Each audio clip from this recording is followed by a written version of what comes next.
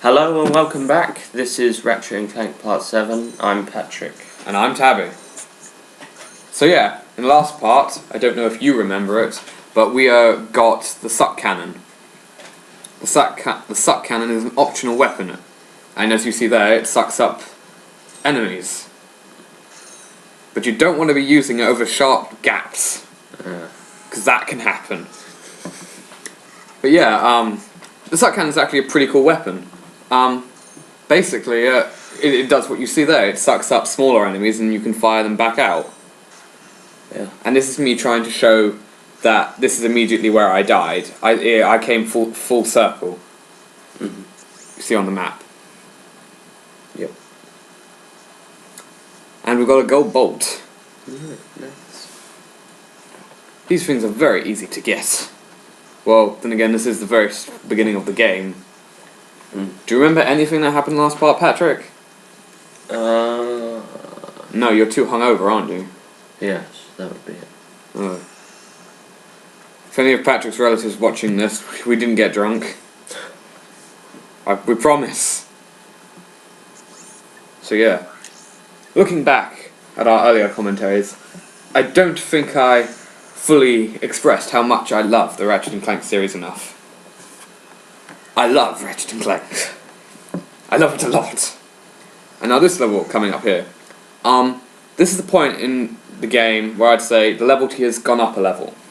Like the first few levels were relatively easy, but I say this level is the first one that actually gets challenging.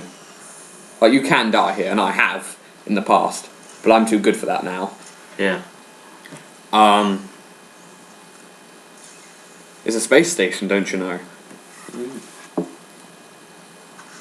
And we've got a new weapon coming up here, which I will talk about. See that? That's the Taunter. It's a crap weapon. Right. What it does is when you're near an enemy and you activate it, it will cause that enemy to come towards you. Oh. Hence the name the Taunter. Yeah. It's useful like twice or 3 times in the game.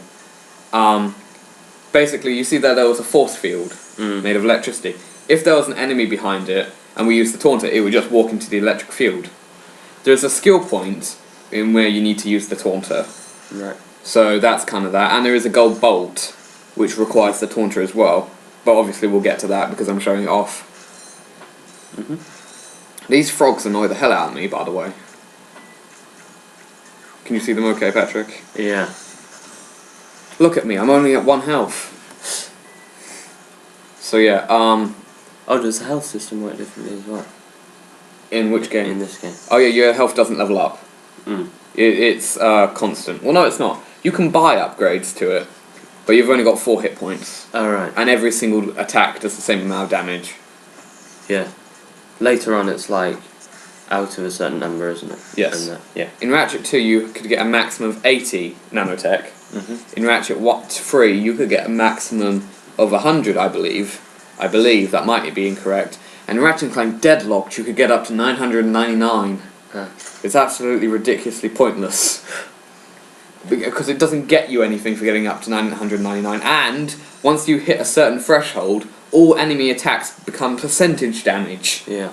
So it's pointless. And I wish they didn't do that, because I'm going to 100% the game, getting all the skill points, all the weapons up to max, and be like, yeah, I 100%ed it, and then there's a little part in me that's going to go, but you haven't got your health up to 999, and I'm going to be angry.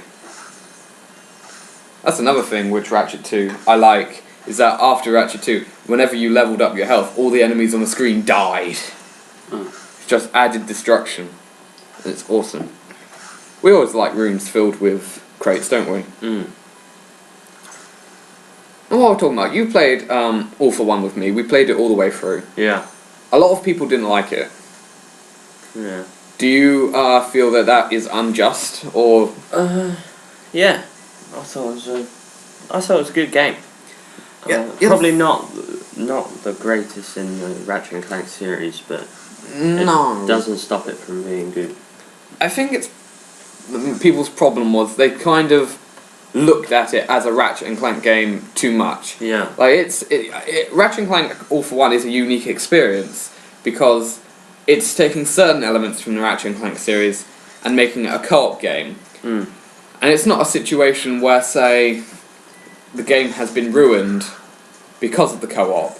It's that the game entirely itself is co-op, which people need to sort of take into account a bit more, I feel. Yeah. As a standalone experience, it's quite good and fun. It's not the best. But I think just in general, it's a change as well. Yeah. People keep saying that is that the Ratchet and Clank series has been going for 10 years now, and they're going to need to come up with new ways to make the gameplay unique. And I am one of those kind of people that's like, if it's not broke, don't fix. So I would like the Ratchet and Clank series to sort of stay the same formula. And I kind of half and half don't agree with people that say, well, they need to change the gameplay, otherwise it's going to get stale. I don't understand that, because if you're getting tired of the gameplay, that's going to mean you're going to get tired of the classic games as well. What I think it is that you've got the core gameplay, and with each game you need to have something unique about it which uses the core gameplay different. Yeah. But as you get later on in the series, because you can't come up with new ideas, the gameplay is going to start being bland in that game, because it's not going to have any variety. But then again, the next Ratchet and Clank game, Ratchet and Clank Full Frontal Assault, or Q-Force, which is coming out later this year, is going to be a classic Ratchet game in the sense you've got a third-person camera, all your weapons will upgrade. It's going to be a standard Ratchet game, which is definitely good. So while I don't think people deserved, or not, that's the wrong terminology, I don't think people should have bashed All For One as much as they did, I'm going to forgive them for doing it if it's caused a new, proper, that's a bad word, original, you know what I mean. Improved design. With traditional Ratchet game. And I am looking forward to it, definitely very much, even though we don't really know that much about it. Apparently there's going to be...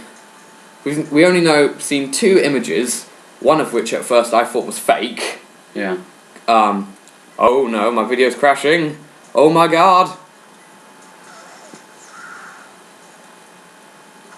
What happened there? The video crashed. Yeah. Oh, is the audio going to be out of sync now? Oh god. I don't know. Oh well. It's only on one video. Okay, what was I talking about? Yeah, it's going to be called Full Frontal Assault. It's only going to be a short Ratchet game, apparently. It's going to be on PSN and a physical release for Europe, which is odd. They did that for Quest for Booty as well. I don't know why, Europe. Yeah. And this is a boss fight. One thing, it's kind of boring, not that perfectly interesting. Biggest thing I have to say for it though, there's a skill point for beating it with just your wrench, and that is a pain in the ass. Yeah. And apparently the new... One thing though, when you look at Quest for Booty was a very fun game, but it was very, very short and had little to no replay value. Yeah. Which is why I don't play it that often. I'd say it's my least favourite out of the main series. But if this new Ratchet game is kind of the same length, but it has a multiplayer, that will definitely increase the replay value a lot. Yeah. But hopefully it isn't a multiplayer which detracts from the single player as well. We're very demanding, us Ratchet and Clank fans, aren't we? Like well, then again, everyone is in a fan base. It's like, oh, Yeah. green eyes. Oh god. There's a fly attacking us, in case you want to know, YouTube. In this game, do you collect armor? No, Alright. that was introduced in Ratchet 2 as well. Pretty much, Ratchet 2 came along and introduced us to all the things we all know throughout the Ratchet and Clank series. Yeah. And we got a cutscene from a character I like to call Chestnut Man. You're confused, aren't you? Yes. Here we go. Whew. Thought I was a goner this time. Some nano-wit in genetics must have left the cages open again. You could come down now. Honestly, a gadget engineer deserves a bit more respect, if you ask me. So, you are an inventor. Gadget engineer. I create revolutionary devices for Executive Chairman Drek. For instance, Viola. My soon-to-be patented grind boots. Look, I need to get out of here so I can find a new job. How about I sell you these? At cost. Sell? After we just saved your scrawny butt? All right. I'll give you the employee discount, too. Well, thanks. I'm gonna get out of here while I still can.